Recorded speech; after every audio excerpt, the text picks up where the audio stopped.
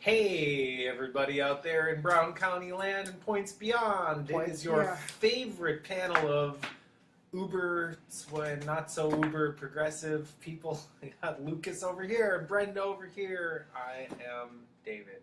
So, I'm seeing the error of my ways and I'm slowly coming to your side. Yeah.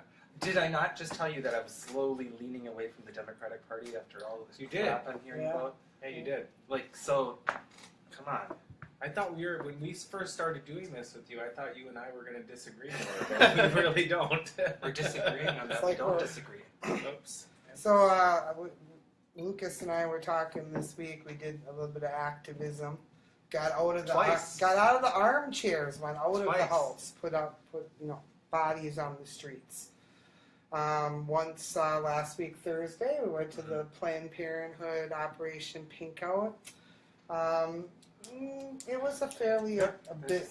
I'll be honest. It was underwhelming. It was underwhelming. There was maybe about 30 people there, and we were a little irritated by the fact, we've been talking about trying to seriously do something for Planned Parenthood to bring awareness and sustain it. Theirs was a flash mob. No bullshit. I'm not downing it or anything like that. So who organized this then? Planned Parenthood. It was a Planned Parenthood intern. But it was a nationwide Planned Parenthood initiative. Okay, and so you just showed up at Lambeau, there wasn't an event at Lambeau. Got our picture taken, and then we all tweeted all of our representatives with a hashtag for Pink Out. Yep. That's what they wanted us to do, and then everybody dispersed. You didn't march anywhere? No, it was very weird. They gave us signs, but we weren't, and it didn't start until 8 o'clock in the evening, which I thought was a little strange because I would have expected us to be Thank you. I said David would have been very irritated. I get the feeling, when I was looking back on it retrospectively, I think it was more of a millennial social media event. That's it was meant for social media. It was meant just to be media. You were supposed to just show up, take a picture, tweet, and then go back to being depressed and taking pictures of your food. This just dawned on me. This is what's going to happen, where events are for the purpose of social media rather than, this is the old conversation, does life imitate art or does art imitate life? It's the same exact I was disappointed because this was the first time ever that I got out and I was going to do it. And then when I did, and I am activated right now. I'm waiting for the Forward Wisconsin people. Hi, Scott. I don't know if you called me or not. I was on the motorcycle, so I didn't have access to my phone. So sorry if you tried to call me. And Lucas brought over a special extra router thing that would to boost the Wi-Fi for you. So if you would have came, we would hopefully have gotten you online. I'm still not online. So. Okay, yeah, it's still not working. I have a tech coming on. But I think once you get the router fixed and I can plug that in, his computer will be able to connect. Right, we'll be good. Yeah. Even it should do it without it for crepe sakes. But anyway, so Lucas and I did our little outside the comfort of your home activism on Thursday, and then yesterday Yesterday we went to the protest at Mike Gallagher's office over on Webster, which happens to be just in front of Mike Gallagher's pizza company. Right. Isn't that crazy? Is that me? No, Mike, come and answer this phone call. Oh, I bet you that's your internet. Me. No, it's here. Internet. All right. Just anyway. But anyway, so Mike Gallagher for Wisconsin. Oh my gosh, what is the name of the company? For Wisconsin's Future. It's a survey. Was the groups organizing the event? For Wisconsin's Forward Wisconsin, yes. For Wisconsin's Future, right. And that's, you met the lady that was the organizer. I did, and she was very nice, and she's yet to email me. However, I do have to say I scribbled my email address pretty hastily on there, so I'll look her up so I can email her. So, I will invite you to like the page. Okay, and so that was sort of flash mobby too, although they did take the time to send out a pre-email saying they wanted you to show up a little bit before the 12 o'clock time, so that because they did take the time to invite the press. We had the press. They did take the time to invite the press to this. and they were there, and Senator Dave Hansen was there. Oh, and excellent. Brenda was saddled with the kid again, and like everything is 5 times longer, so I was approximately 37 minutes late for this event.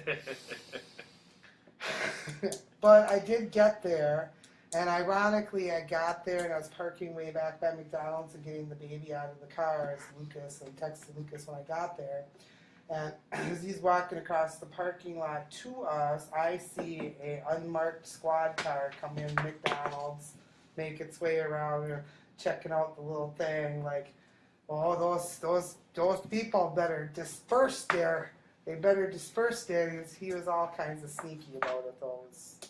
It was cute. Bunch of cripples and a bunch of old people. Right, I don't think there was going to be a problem. So I got a rant this week about the health care bill. 2 of them. My first rant is, can we please stop calling them Obamacare and Trump care? I don't care what you call them. Okay, I just think that I think it's kind of ignorant to say Obamacare all the time. And okay, well, Trump care is just answering back for it. So it's actually brilliant, because what Obama did, what makes Obama a brilliant political strategist, is his ability to, the Republicans came up with, they actually had focus groups and stuff and came up with a name that they knew that people would hate, Obamacare, to tie him to this health care bill forever. And instead of like shriveling under that, Obama owned it and started using the term himself. Right. And like, that's how you do, that's how you... They turned the negative PR into something that was positive. Thank you. That's exactly what I'm going Okay, for. which is the same reason we're my saying Trump care argument is like, about and that. so now though, the Democrats are going to be like, okay, you want to play this? Now we'll call it Ryan care and Trump care and all this. Yeah, it's childish. It's fucking stupid. No. This isn't about the childish part as much as it is about the ignorance part, because I don't know if you know this or not, but there's a lot of people out there that don't know that the ACA and Obamacare are the same thing. Right. Like 60% of people in one survey. Right. Most of the people that really hate Obamacare are really Obamacare. like the ACA. Right. Right. I know. But you know what I mean? Like, it's and really... that is the reason why I think we should stop using those terms. However, my other thing about that is, when we went to the Mike Gallagher thing the other day, here comes my rant. We went to the Mike Gallagher thing yesterday, and it was as we were walking back to the parking lot at the end of it, Lucas and I were talking about Mike Gallagher, who I refer to as the two-faced snake, because a friend of mine who works both as an activist and kind of as an advocate in the professional manner, I'm not going to mention their name, but he is fighting the whole Medicaid slashing thing. And him and a group that he works with actually sat down with Mike Gallagher downtown a couple months, about a month and a half or so ago. And when they were first voting on the first bill, and he profusely assured them that he would not vote again for anything that like endangered their pre-existing condition clause. And what did he do the very next day? Mm-hmm. Snake in the grass, lion, two-faced snake. So, now although, the Trump care bill that's trying to make its way in cuts a lot of things, and it defunds Planned Parenthood, essentially stopping all federal payments to Planned Parenthood, and the Medicaid, slashing of Medicaid is huge. This past week, those with disabilities and their families, of which the cuts affect in the most deadly ways, protested inside and outside their representative's office. They came in wheelchairs, walkers, canes, oxygen tanks, and all sorts of other adaptive equipment.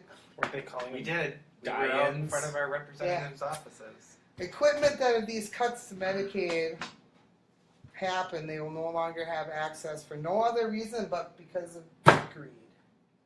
Money. Most of them Most of these people are only alive and at home and within the society because of Medicare waivers that allow them to do so. And cover costs to own and keep these devices in their home for their daily care. They came out in droves across this country. And some of them were arrested. They were arrested for begging for their very fucking lives. Well, arrested for being poor and having to beg for the right to live. We're only the richest nation in the history of nations. We can't afford to just take care of everyone, Brenda. Yeah, I know, right? Arrested for being in view of the very society that wants to take away That would be American. Care. That would be something fucking Jesus. The nerve of these people. The nerve of these people. Yeah. The nerve of these people. It's ridiculous. So, let's just take care of everyone. Let's just fucking get over it. Let's swallow that pill and just agree to take care of everyone. Why is this so fucking hard? Thank you for my wonderful segue. That's a wonderful segue. Yeah, it's a wonderful segue because in all of that's my rant. Now I'm going to rant about something positive. Bernie fucking Sanders.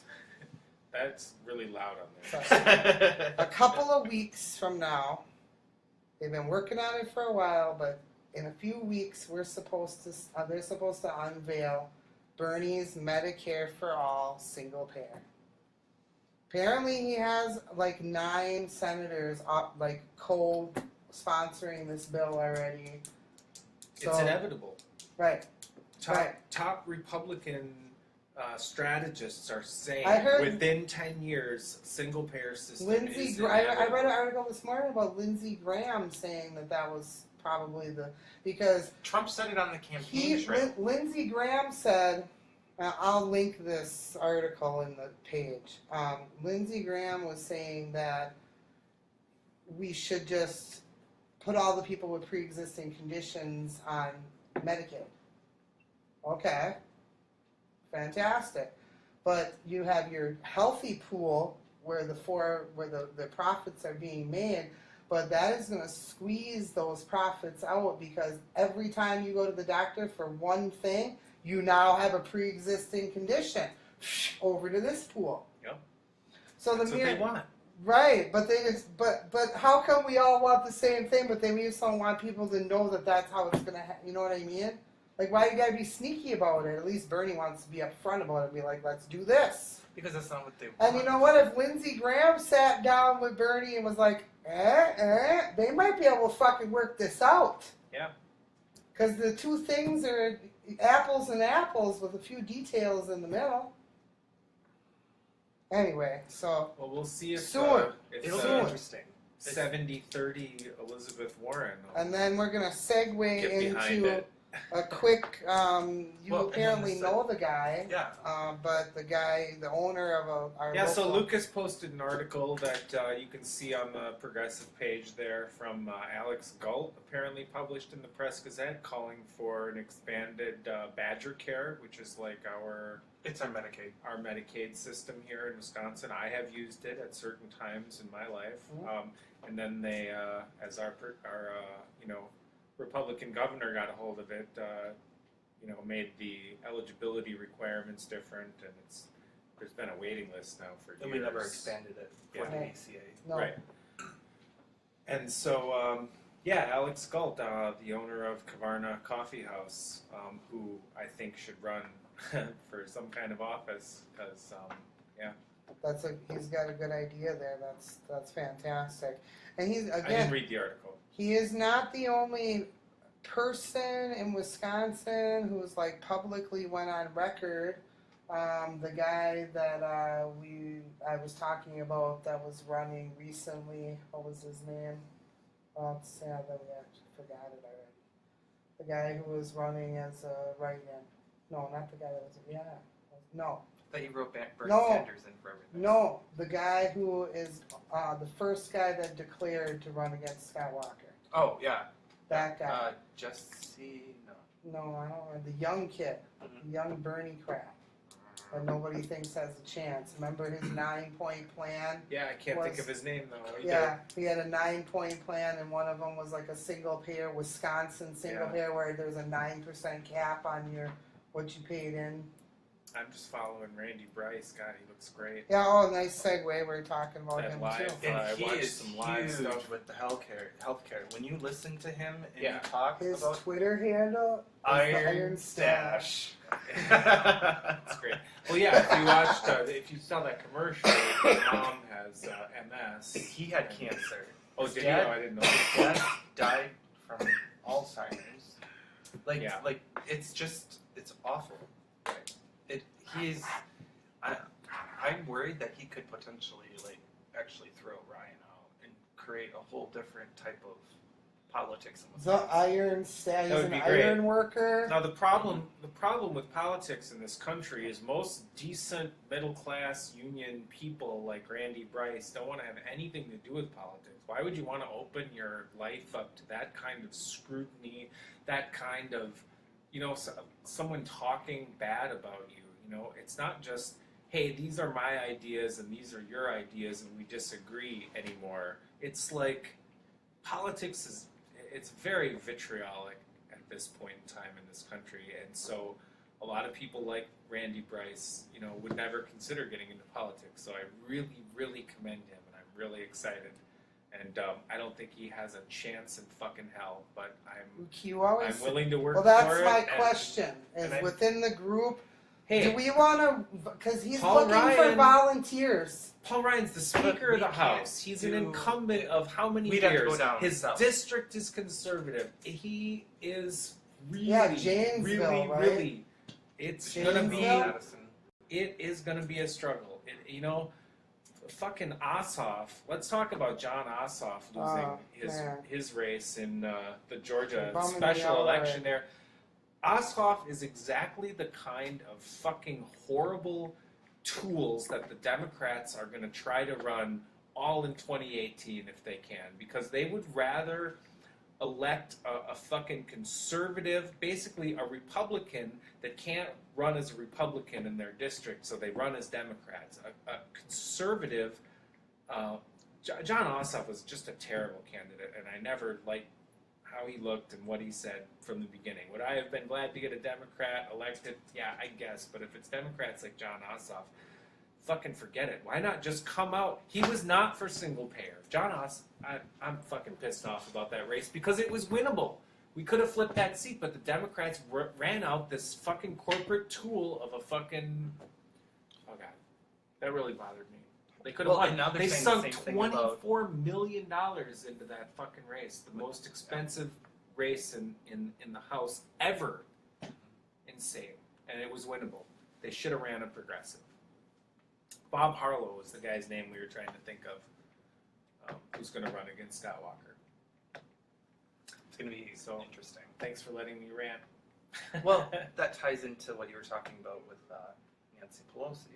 Yeah, okay, so let's talk about Nancy Pelosi. There is growing calls from Democrats in the House. It's time for Nancy Pelosi to step aside. She is the 6th richest person in Congress. Congress is 450 people or whatever it is. She is so far disconnected. She's been in there forever. It's time for her to step aside as the leader of the House, for sure. I think she is a lead weight around the neck of Democrats that run in races. I think the sooner the better she steps down. I think the only reason that I would agree with you on that is I think that she's just got so much baggage behind her. You can talk to a Republican and they'll just throw but Nancy Pelosi, kind of but Obama is not an American. Yeah, but have you heard her so talking it's time lately? Time to just kind of let her fade. She can know. Still represent her people, but she doesn't need to be the leader. I can't find anything that's totally agree. I can't find anything recent that says that's got anybody else declaring in Wisconsin. Although I did hear the other day that some woman here. I'm not sure who she was. The Kathleen from up by Ashland, Wisconsin. Maybe. I can't remember. Kathleen something that declared to run against Scott Walker. Is it Democrat. I don't know. But so Bob Harlow, he also has the same. He believes in a Wisconsin single payer, state funded. I think it'll be interesting to see a lot of the new progressive people, the people that Bernie Sanders kind of brought out of the woodwork. We need solutions to these some of these problems we have. People like me never considered such progressive ideas because they were never really mainstream. Forefront. You know, they were never really an option. It wasn't something that we really talked about. It was something that, you know, these crazy little people sitting in their kitchen talked about once in a while. Mm-hmm. Well, but now it's become mainstream, and it's something that's talked about on mainstream media. You know, it's kind of, I think it's making people realize that you don't have to be. Okay, well, That's great. That's fantastic. Now, I've known who Bernie Sanders was. Yeah. For several years before he declared that he was going to run. Mm-hmm. And when he said he was going to run, I thought, great, a true progressive in the primary race. It'll push Hillary Clinton, who I thought was absolutely, undeniably, unquestionably going to win the nomination. But to have a strong progressive like that in there, I thought maybe he'd get 5-10% of the vote in the primaries. He's a fucking powerhouse. Once he got going, though, I was fucking amazed, and so was Bernie Sanders, frankly. Showing up to talk, and there's people lined up around the block, doing 20, 30,000 seat venues and stuff. Yeah, it was just amazing. They rescheduled almost their whole thing. They had to reschedule everywhere. Every event because it would be bigger than what they expected. And that's fantastic. What I said, halfway through the primaries, once Bernie had that name recognition, now he closed a 60-point gap. When he declared, Hillary Clinton had 60 points on him. He closed that gap and lost by a small number of votes. And I think it's fantastic. It showed that there's a sea change, that the young people aren't as easily duped, hopefully. But people get more conservative as they get older. That's a fact. That's scientifically studied. What happened to the idealism of... No. It's a fact. What happened to the idealism... This is my fact. Let me just make this point. The idealism of the 60s. What happened to that? Those are people like Nancy Pelosi now. You know what I'm saying? But those are the crazy... So, these millennials that I have a lot of faith in, but what are they going to be like 20 years from now? Are they always going to be populist progressives? I would say absolutely they are not. So I don't know. I've become more progressive. I was going to say I've become more progressive in the last I've become more. No, I've become more conservative. I'm saying, as the older I get.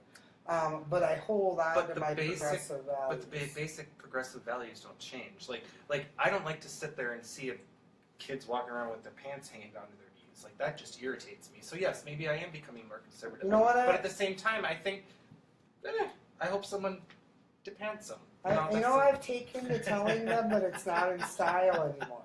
Yeah, I'm like Wisconsin's way back, we're 15 years behind. Yeah, we're like 15 years behind in the sun. That's actually not in style anymore, so you can stop doing it.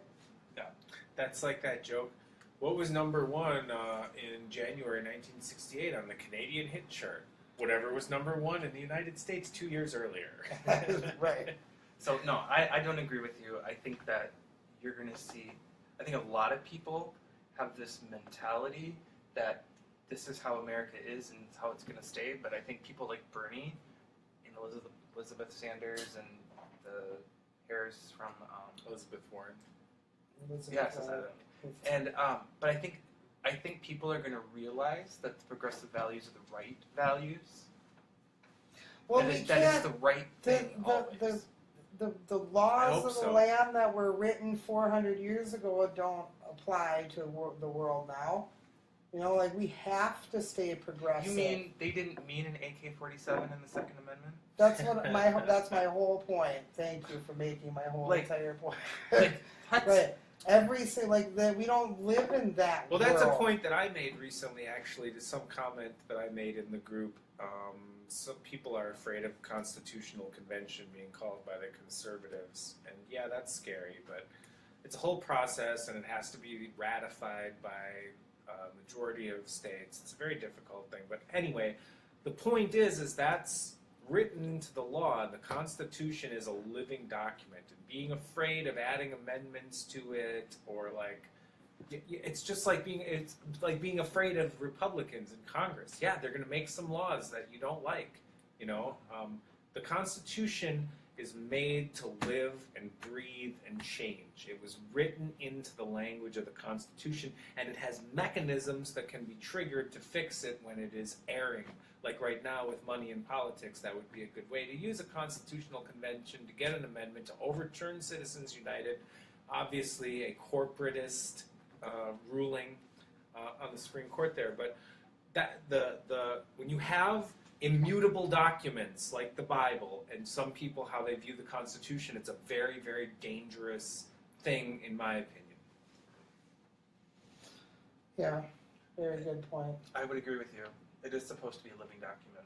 They wouldn't have added the ability to add amendments. They would have just said, use your laws. I mean, right. It built into it mechanisms to start off when it needs to get changed, because everybody realizes some. We wouldn't have had the Bill of Rights. The first 10 amendments. The saying that progress comes no matter what. No matter how hard you try to not allow it to happen, progress happens. Change is the only thing that is inevitable. This is true. So, of course, there's mechanisms within the Constitution to change it. But I think a lot of people, and this isn't like conspiracy theory talk, but people have gone through great lengths to disenfranchise the American voters. This isn't by accident that I think the unvoting public is center-left. I think there's no question the people that don't vote are majority center-left. But they have been, marginalized and excluded from the dialogue and the political process and everything from the commercials on television to what the news anchors discuss on television. It is all not designed in some nefarious way, but who spends money? Not the poor people, but who's center-left? The poor people that don't vote. But what do we have for them in this society? What are we doing? You know what I mean? Like the political process completely leaves them out. We've basically, over the last, how many decades, basically said, doesn't matter, can't change it anyway. Right. And that's why they don't vote. They don't think that their vote is going to matter. That's a lot of people who don't vote. That is their argument. Why does it matter? Why does it matter? I think this left versus right dichotomy is kind of a false construction. I think the real dichotomy in America is working class versus corporate. I think that's the real division. Right, but they would rather convince us it's left versus right. When there's hard-working, poor people in I both. I think the country is center-left. I really believe that on every major issue, from taxing the rich to healthcare to, the country is center-left. So. Yeah, it's a very small group of people who make sure that the things that the working poor don't get. It's a very small group of people. Yeah, and you have like certain congressmen. Who said it? I can't remember. Some congressperson said, "There's no poor in America. They have cell phones and microwaves." Bill O'Reilly. You remember that? Was it Bill O'Reilly? Bill O'Reilly did like a whole Maybe thing. That's who it was. It's like people they got flat screen TVs in their houses. What? What a fucking tool. Oh man, he's coming back. He's gonna launch an online. He's already got a YouTube channel thing. Him and Alex Jones. So and Glenn Beck. Yeah. So Scott did some research at the library for me about that whole getting a roomie thing at the library. stop by the library. Like I said, there's a tab on their website for us to get a room. So many times a year, no restrictions on movies. That is the group's responsibility. I did not inquire about individuals. I'll show you register. Okay. All right. So we can go online to find out about it. All right, just so you guys know, we're thinking about screening 2 films. A film that's very critical of the NRA. That's by Brave New Films, and what's the other one? Where Do We Invade Next by Michael Moore. Michael Moore film. Yeah. Where Do We Invade Next? Yeah, because maybe I like the idea of having it at the thing, because you know who I actually want to catch? I want to catch the poor and disenfranchised and homeless that post up there. Yeah.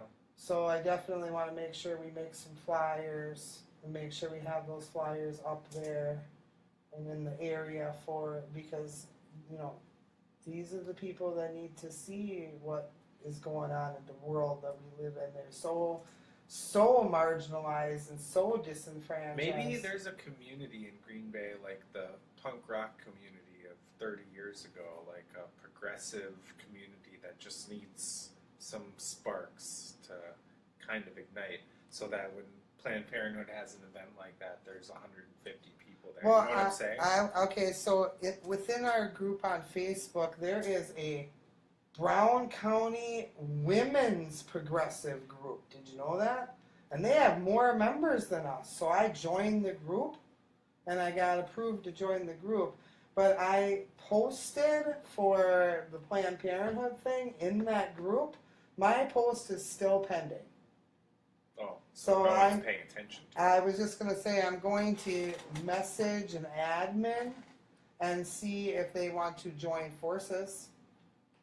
Sure. Because I can handle 200 people in a group. I can handle our 100, no problem. We seem to have no infighting whatsoever in our group. No bullshit. Nobody puts spam in our group. None of that shit goes on in our group.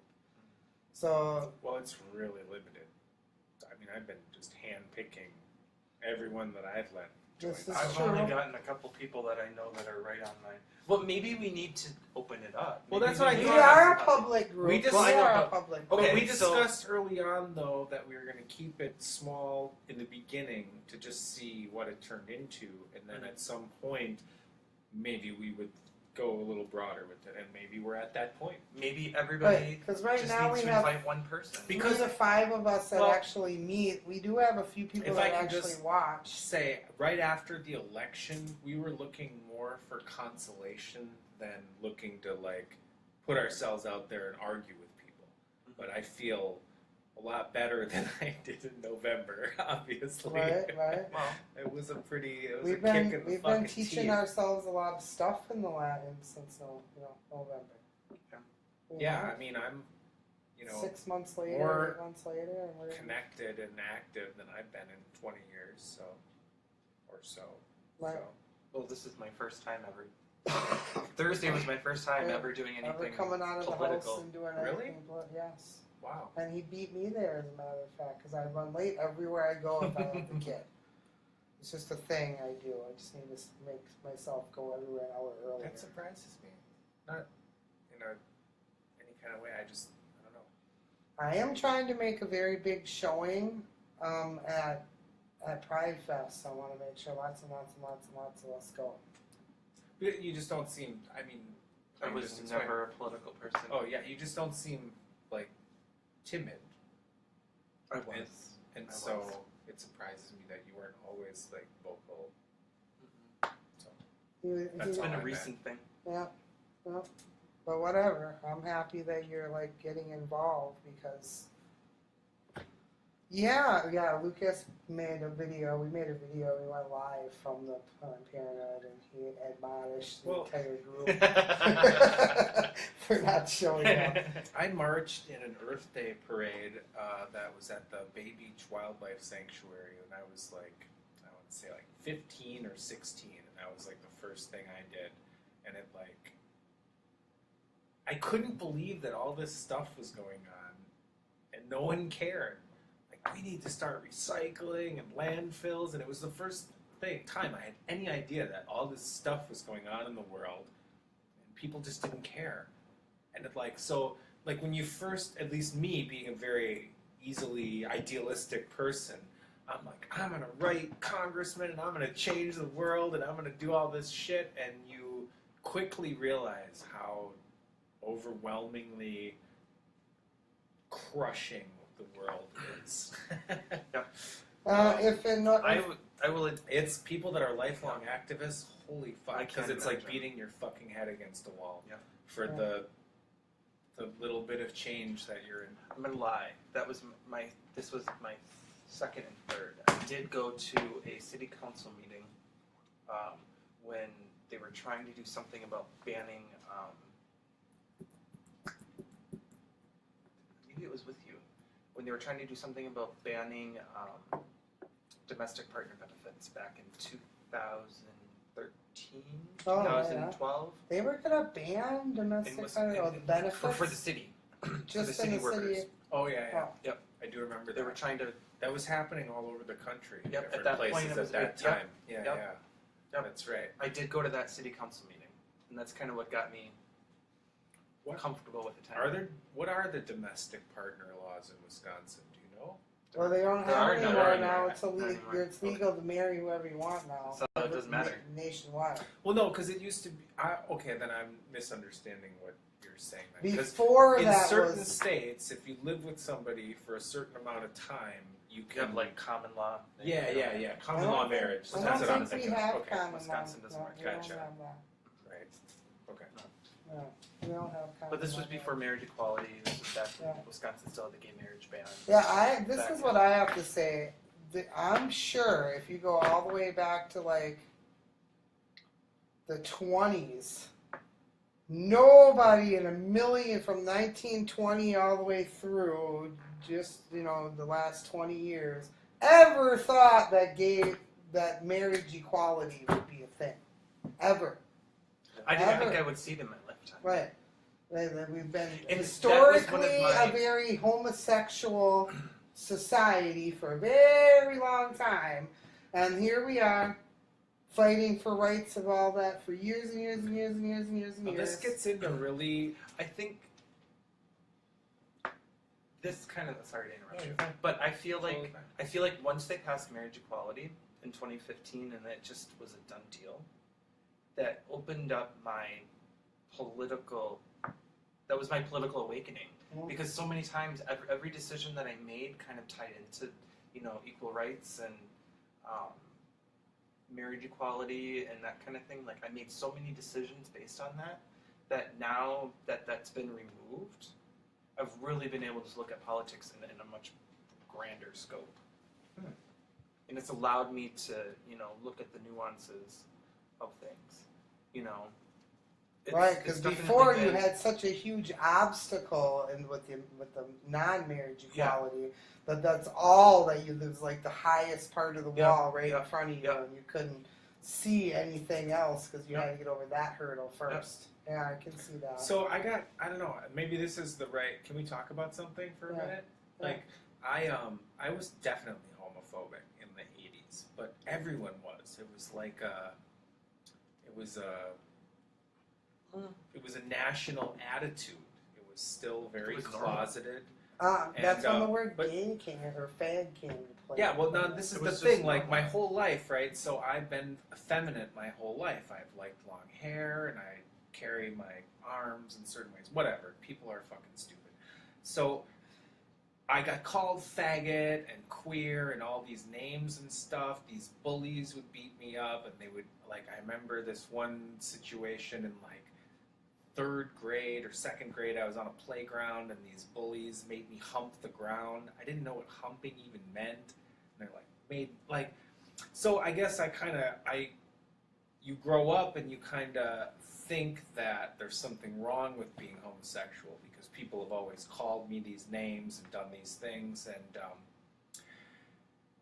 it's just really sad that, in high school I had a couple of friends and we would always make homophobic jokes. Like, are you looking at my ass? And like, you know, you joke around like that and not realizing that some of your high school friends that are around might be homosexuals that don't say anything because of the culture, and you're making them feel bad with your little homophobic joking around. You use the word gay as something that's not bad. Cool. That's fucking cool. Gay, you know, which is something even up until a couple of years ago I really had to work at not saying, because like I said, I grew up during the 80s and it was a word that we used, and it's sort of like you try to defend it like it's just a word that I grew up using, and then, you know, if you're a decent person, you realize, no, I got to do the fucking work to stop using this word. It's had to, yeah. You know? Yeah. And so I had this guy, Brian Sellner, that should I say this? I guess I should. That I went to high school with, and it's one of the worst things that's ever happened to me. So he professed his attraction to me in a letter. We used to do theater together and stuff, and like, I freaked out. Like, it just felt weird and creepy, and like, not like if a girl I wasn't attracted to had given me a letter, where it just would have been like, I'm not into you. It just, because of this, I don't know. And so that's, I guess, why I have empathy for people that are afraid of things, because, you know, I've been afraid of things and not known how to handle them, and handled them wrong, and wished. I mean, it ruined our friendship that we had, my inability to deal with this. It's this person, Brian, will not friend me on Facebook. Like, it's, I don't know, it really hurts that I was like that to another person. And we're trying to raise a different generation now. Like I'm very much a stickler for my kids knowing that they have gay friends and gay relatives. They're just normal people like the rest of us. I wouldn't say it's guilt, but it's definitely a part of why I go out of my way to not only express my effeminate side, but to try and stand up for, being an ally is always a good thing. If I can wear fingernail polish and change, not because I want to do it for a reason other than I enjoy it because I think it's pretty and I like looking at my fingers when they're pretty. But if I can like change one person's attitude and have one kid in high school not feel bad about their gender identity or wanting to be pretty or wanting to wear pigtails or whatever, then I can take that heat. So that's what I'm doing to kind of give back or be better than the person. So what was the change that sparked your ability to look at it from a different... Bill Laundrie. Bill Laundrie. He doesn't even know that. First... he's probably not watching. First gay person that I ever really like sat down and hung out with that I knew this is a gay person. You know what I mean? And I'm sure it was with Brenda. I'm positive it was with Brenda. Mm-hmm.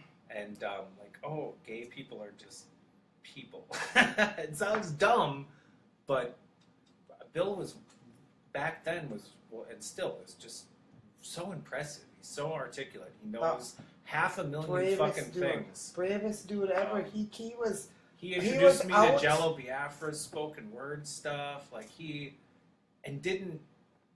doesn't go out of his way to be like, I'm cool. He just is cool, and people gravitate towards him. I don't know. Bill changed my life and doesn't have any idea about that at all. He will in a couple hours. He will in a couple hours. This is true. I refer to Bill always as one of the bravest dudes I know, because he did something that nobody else I know at that time could do. Now, you are not going to convince me that the time when we were in high school, Bill was the only gay high school student in town. No. And I knew hundreds of people. Bill himself will attest to how many people know me when I was that age. And he was the only openly gay one that I knew. He was the only one. But, you know, looking back, I know good and damn well there was lots of other gay people, but he was the only one. And the ridicule back then, he only had one place he could go. and completely be himself and never worry about ridicule. That was the option. Which is where a lot of us That was the only place a lot of us could go. Right. Yeah. And feel okay. Right. Feel like we could be when ourselves you're in public. A teenage, openly gay. It was not nearly as socially acceptable. There was not nearly. Here's the crazy thing. Bill probably went to school with, not probably, sure went to school with for a good 15% of them, the students in his class were homosexual. But he was the only one willing to say, I am, and be who he was, not the rest of them. Mm-hmm. And it floored me then, and it still to this day floors me, because in hindsight, he was just a kid like us. And I don't know if I could have ever been that brave. I don't know if that was me. I don't know if I could have been that brave. Mm-hmm. So, yeah. Bill's an extraordinary dude. You changed my life, too. You saved my life, probably. You're the first weird person that ever talked to me. Yeah, I never forget the day. I embrace being weird because I like me a lot. I was at this girl's house, Tammy Peters. Yeah. We were hanging out with Sandy Lopez and Tammy Peters, and you were there. Yeah. That was a good day. Good people gravitate toward me for some reason, it's interesting. I have a strange gravitational pull. Attracted cast of characters. But all like the spiral of my friend circle is all really good people. Like there isn't a single one of my friends in my immediate friend circle, the two of you included, that I know I can't call on to like actually help me. Like I know if I call Lucas, Bill is watching.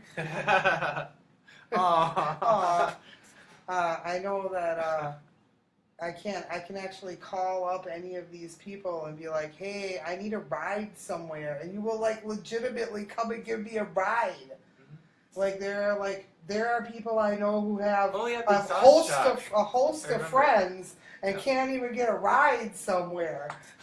I consider myself fairly lucky about the kind of people who gravitate toward me. Man, I had a shitty home life. I really did. It was rough. There was drinking and violence and stuff. And if it wasn't for the weird people that I had met at that age, I don't know, it would be sad. So I was blessed to have friends that were like family, that you can show up at 2 o'clock in the morning with a gun and say, I need a place to sleep. And they ain't even going to ask you a fucking question. That's the kind of people I met, thankfully. Saved my life. Right. I don't own any guns. I was just a hypothetical. On that note, I want to touch base in the group. Oh, I want to talk about the drug war documentary thing quick. Go ahead. Oh, you want me to go? Okay. Yeah, so I was watching, I posted a link to it. If you don't have cable, it sucks because there's a lot of commercials, but it's actually totally worth it. Well, I shouldn't say that. I ended up torrenting it and just stealing it and just watched it. Yeah, I'm sure it can be streamed on YouTube. So I didn't find the whole thing on YouTube actually, but anyway, the History Channel documentary America's Drug War, I think it's called, is fantastic. And the CIA, I mean, I know you know about the CIA and the killing democratically elected leaders in all these countries and blah, blah, blah. But what they had to do with LSD, heroin, and cocaine, I mean, this whole drug war we're fighting is virtually created by the fucking CIA. They were smuggling all this stuff in their own goddamn planes. So here's the deal. If you're the CIA, right, you need to launder money because you're a secret organization. So you can't have this paper trail from Congress showing, well, we gave them this money, because then they're going to be, the reporters are going to be like, well, what did you do with this money, blah, blah, blah. So the CIA finds itself in the same places doing the same things as drug traffickers over and over and over again in history. Now, what's a greater threat to the United States, drug traffickers or communism? Well, the CIA decided it was communism, so being in bed with drug traffickers was fine. All this fucking heroin being smuggled in these CIA planes, like, I mean, it is astounding. This documentary, and I read a lot about the drug war. It really blew my mind. It did really they show the gentleman that was talking to congressmen?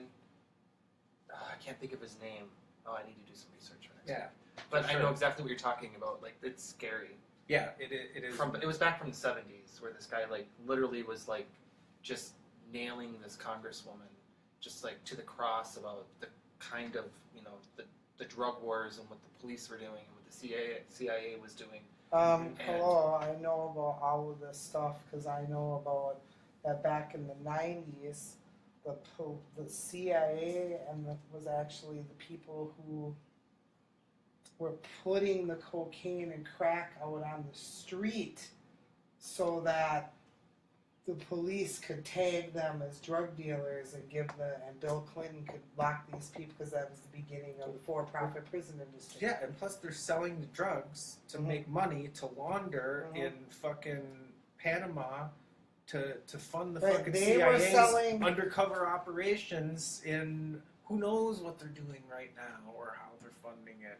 This is... Well, it should be a bad idea to legalize and decriminalize drugs, eh? They're funding it with crystal meth. Tomorrow. Legalize all drugs tomorrow. So... End this nonsense. The group needs to do some volunteersins. So Planned Parenthood is going to be doing some canvassing. We need people that are not afraid to knock on doors and get some support for Planned Parenthood. So, do we talk about why Planned Parenthood is important? Yes. Like, we're always talking about Planned Parenthood, but have we explained why we're so crazy about Planned Parenthood? Because we would rather... Abortions need to be mandatory. Well, I think so. Abortion should that would be the best thing for the planet, really. But because we have to, compromise with society, we have Planned Parenthood, who selectively does abortions instead of mandatory. But at least there are options. Abortions are 3%. And no federal money goes to those what they do. abortions. No federal money, blah, blah, blah. The important thing is low-income women's health. Rural women's health. Women have different needs than men. They have different parts that are more susceptible to ovarian cancer and things like testicular cancer is an easier test, and it happens in men much, much later. But you could go to Planned Parenthood and get your testicles checked. You actually can. Yes, that's right. I mean, you can go get your testicles. Luckily, Green Bay had a free clinic where I used to frequent to get. But anything that has to do with reproductive health or sexual health, you can go as a man or a woman. The point is if it's not like, this 23-year-old woman can just use her insurance or could just go to a regular clinic or whatever. If you take away funding for Planned Parenthood, the women just will not get these services. They will not have access to them. They won't go. They don't have the fucking resources to do this. Planned Parenthood is they're not going to go to their family physician that they don't have. Right. Plus they're not going to have... The Catholics win anyway on that one. They're not going to Because they give out birth control, they are lowering the percentage of abortions. They're not going to... Yeah, you're going to have reduced access to birth control. You're going to have reduced access to sexual STI prevention. You're going to... So basically what we're going to have is more abortions in the back alley. In the back more alley. Unwanted women will die. But more unwanted pregnancies. More STIs being spread around. It's going to be it's going to be exactly the opposite of what they It's going to be disabled people dying in the street, gonorrhea-infected zombies everywhere you go. Basically. Well, it's sad. I just think we should put the Catholic Church in charge of... Planned Parenthood? Yeah. I somehow think that might be a bad idea. I'm still not over... The Planned Parenthood should be in charge of the Catholic Church. What I'm getting at is... I'm still not over... the Catholic Church is a criminal organization. The Pope told Africans that adhere to the Catholic doctrine that condoms do not help prevent against the spread of AIDS. That is a fucking criminal act, in my opinion. Right. Not this Pope, the former Pope, did that. And I'm still not over it. Like, who the fuck are these fucking people? Like, you can't just say things like that and because you're talking to God. I'm sorry. Yeah. Anyway. Well, it wasn't factual. It was a complete and total falsehood. That's a lie. Yeah, and it kills people. And it kills people. So, whatever. But it's okay, they're going So anyway, we need to do some volunteering for Planned Parenthood, so please post within the group if you can find, if you're willing to do some canvassing for Planned Parenthood, and when they email myself and Lucas, we will make sure we post it in the group for some planned. Also, Randy Bryce. Let's get on board with Randy Bryce and do some canvassing for him. What can we do from Green Bay, though? I'm not sure. We can phone bank. But other than that, yeah, I don't know if. I suppose we could go to his district. I mean, we could be active. We can road trip. in social media. We can road trip down there. I mean, what's wrong with taking a road trip down to Janesville? I don't think I've ever been to Janesville. What happened? Anywhere near the IKEA store? I'm not sure. Okay. Janesville's south of Madison. Okay, well, then we can. I think so. On the other side of Southwest Madison. of Madison. I think so. All right. What happened with the Back 40 mine vote? The Brown County is like they voted totally against that. They don't want to touch it. We're not cool. Right? So. We're not cool with it. Yeah. We're not cool with it. Good for us. Oh, they voted in the good. Yeah. Oh, yeah. good. I thought they were going to be like, Scott? he's not listening. Oh. His computer's not fast enough to stream it, he said. Oh. I feel terrible. He might have tried to call me. Anyway. I'm pretty sure that they voted to not support it. Okay. Where does he live? Because maybe I could just swing by. He lives right downtown. Right downtown. By the A&W on. You know where my friend Prishinda lives? Okay, you know where the A&W is on Monroe? So if you turn down to go up onto the Mason Street Bridge right there, there's Let's talk to these people. It's the corner of Quincy Street. Okay. Yeah. Maybe I'll just swing by and pick him up. Yeah, okay, we can do that. Yeah, he does live closer to you. He goes through antisocial periods where he doesn't want to come. Which is fine. You can just shoot me a text and say, I don't like talking on the phone, so you'd have to text me. Okay. You'd be fine with that, yeah. It's funny. So we're going to fall in with Randy Bryce and some other lady that threw her hat in for... It was Kathleen Vinehouse. Yeah. But I like Randy Bryce, so... Yeah, he's awesome. And then this Bob Harlow thing, I'm not really sure about. I mean, he's the 25. I just love that name, Bob Harlow. Yeah, it's like a dime store novel detective. It's not as cool as the Iron Stash. Philip Marlowe, Bob Harlow, the Iron Stash. That's his Twitter name, Randy Bryce. Are we good for the week? We're good. We cover everything. Yeah, I think we did. All right, everybody. Yeah. Remember, if you're not progressing, you're regressing.